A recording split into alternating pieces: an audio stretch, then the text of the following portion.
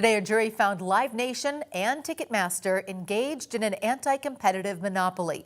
The New York jury decided on claims from dozens of U.S. states that LiveNation was a monopoly and cost customers.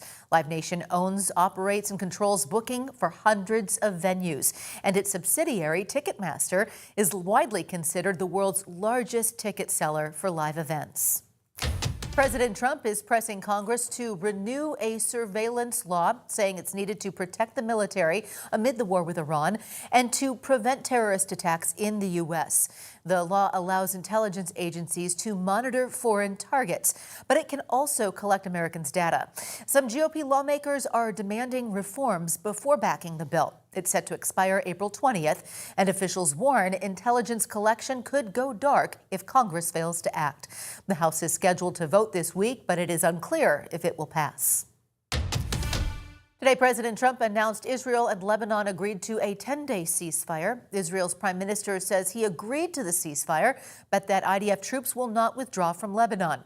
The new ceasefire may be a key piece in bringing Iran back to the negotiation table.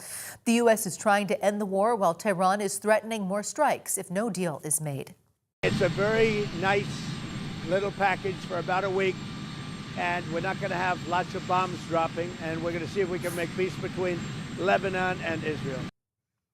Today, the U.S. military says the blockade of Iranian ports is working and no ships are passing through, which is squeezing Iran economically. But Iran is not backing down, calling the blockade a violation of the ceasefire. Iranian state TV reported the country has increased its production of military drones to 10 times the pre-war level. And today, the House failed to adopt a war powers resolution that would reduce Trump's military actions in Iran. It has now failed 3 times in Congress. Oil prices are rising, but still below the $100 mark. Today, Brent crude is trading around $96 a barrel, while U.S. crude was near $93. Investors are growing more optimistic as signs point to progress in U.S. talks with Iran. And the U.S. national average for regular gas is sitting at $4.09 a gallon. Here in Iowa, the average is $3.63.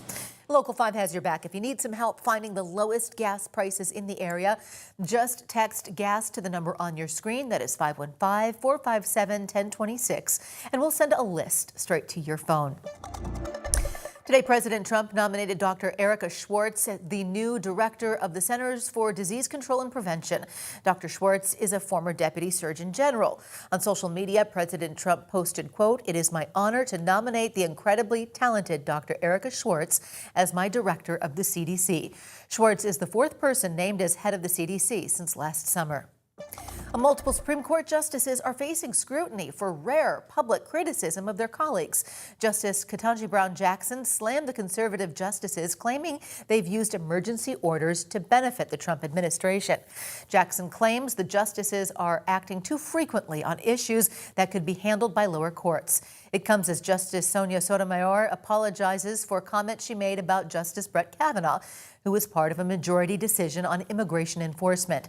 Conservative Justice Clarence Thomas spoke out, saying the progressive movement is a threat to America.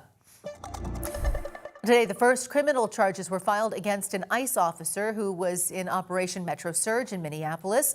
ICE officer Gregory Morgan Jr. is facing felony assault charges after authorities say he pulled a gun on a driver who cut him off in traffic. Court records allege Morgan was illegally driving on the shoulder of a highway, trying to bypass the victims when they cut him off. Morgan claimed he feared for his safety, telling investigators that's why he rolled down his window, drew his firearm, and yelled, "Police, stop."